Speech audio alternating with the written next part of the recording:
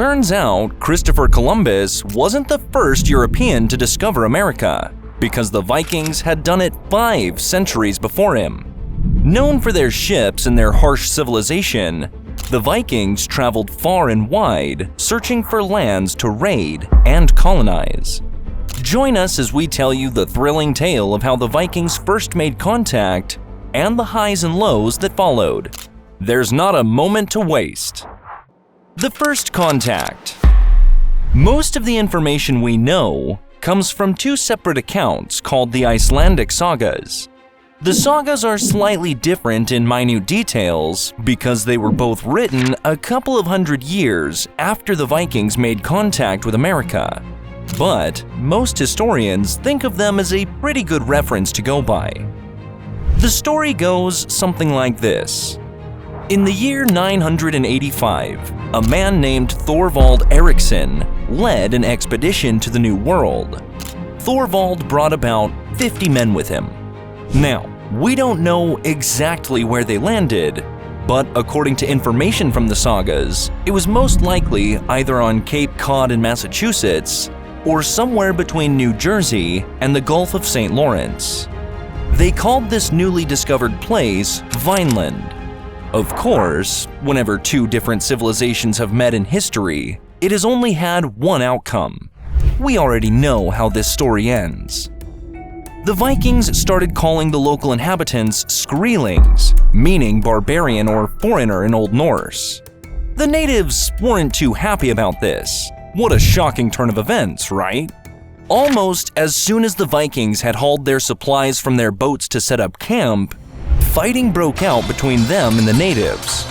Now, the Vikings were pirates by culture. They had more experience, and they had superior weapons. Really, in a one-on-one match, it would not have even been a competition. The natives had no steel.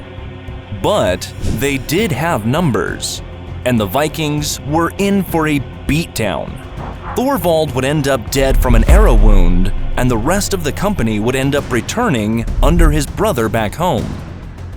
But don't think this is the end of this story, because there's a whole lot more coming.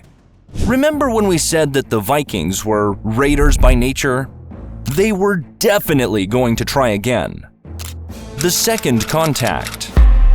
The tale spread about a land that had fabulous riches, where the Vikings could settle.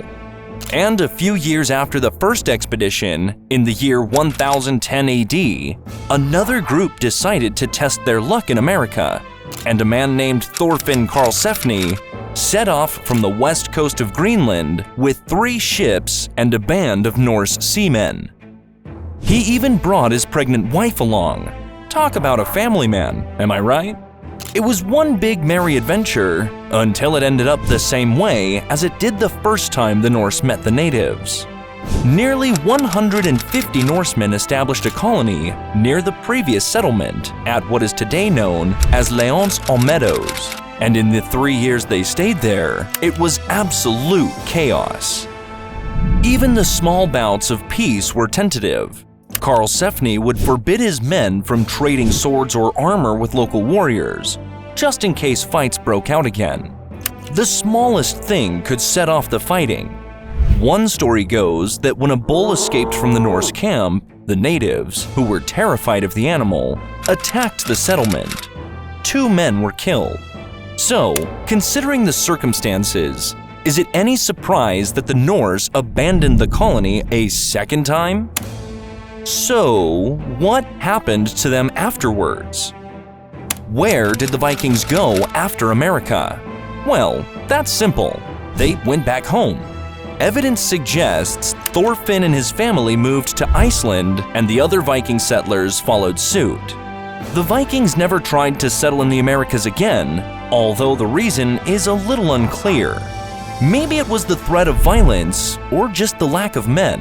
One of the most compelling theories is that when the climate changed in the 12th century and the Little Ice Age arrived, the Vikings also started disappearing from Greenland and Iceland, and because of that, stopped coming to America as well. There is evidence that trade with the Americans continued for centuries afterward. Archaeologists have found textiles made from the fur of bison, which are native to North America.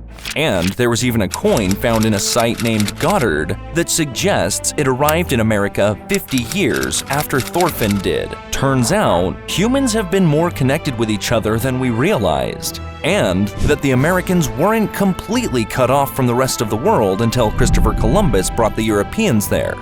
Isn't that just an interesting nugget of history to know? If you enjoyed this video, make sure to like and subscribe. And as always, stay tuned for the next one.